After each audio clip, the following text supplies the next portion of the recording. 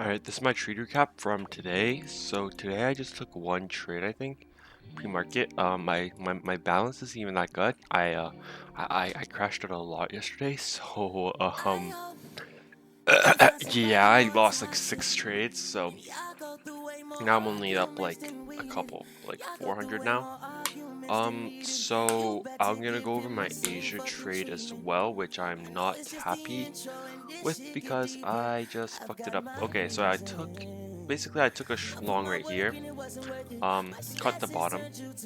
So I bottom took this move, had a 2 point stop, and then ran it up till here. That's what I wanted to do.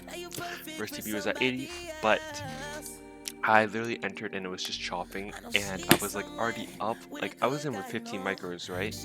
So I was already up a lot, and I took partials a little bit, and then it came back down and I took partials here, and then it went over here up a little bit, and then I just fully exited. Very bad mistake. I was just emotional and revenge trading because New York session I lost like 800, right? It was like bad. I did not control myself yesterday, and then so Asia I wanted to make a list of blowback, so I made like 200, like 300, right? And then I have to like stop my emotions. I think it's just because I was in a bunch of drawdown on my eval, which is why I'm stressing, but to control that, and I think it'll be fine. So went up full TP. Obviously I was literally fully out of my position by this here, so I made like 300, right? With 15 micros is horrible. But anyways, because I was planning on taking heavy partials, like I was planning to take out like 10 here, over here, and then I left 5 right to like 150, right? Anyways, going into this today, we have my standard deviation level drawn. I don't know if I'm drawing this shit correctly. I think I am, but I'm not really using it as a super duper confluence. I'm just using it as like a level area.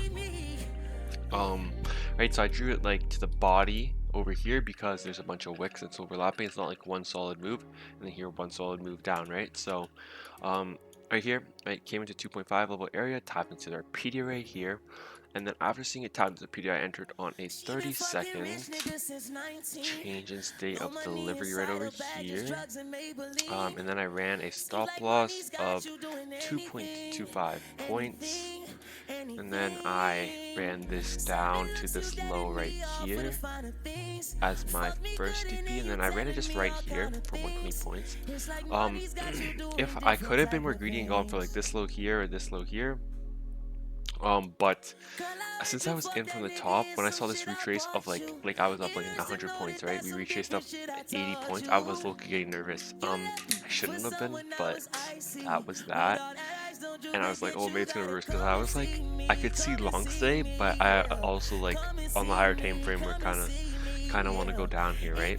But the daily looks like an expansion candle, so I was like, ooh, we could expand upwards, but also we really need to go down because we pumped blood during Asia and then other stuff, right? We have to push above. Anyways, I think I'm gonna try not to crash out on days when my bias is wrong. That's why I basically lose on when my bias is right. I usually like don't lose, but just when my bias is wrong and I'll just be spamming trades, I gotta lower those losing days to like 2-3 trades of like minus 500 total, right? Instead of minus 1,000. But I could have aimed right to make potential 300 like over here for this low, or middle of this true day open, which would have been proper, right? This true day open and the projection block on the higher time frame on like the 1 hour, I think, right? So could have projected there. I didn't want to stay in the trade for that long, so it was nice getting out for the end of my first class. But that's it. The trading gap, pretty simple. Have to try to learn more about my standard deviation levels, but then I just had to focus on getting my bias right, not over trading. But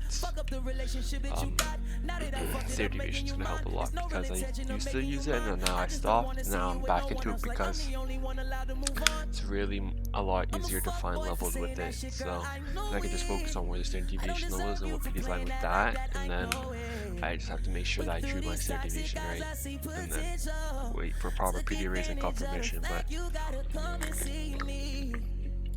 that's it.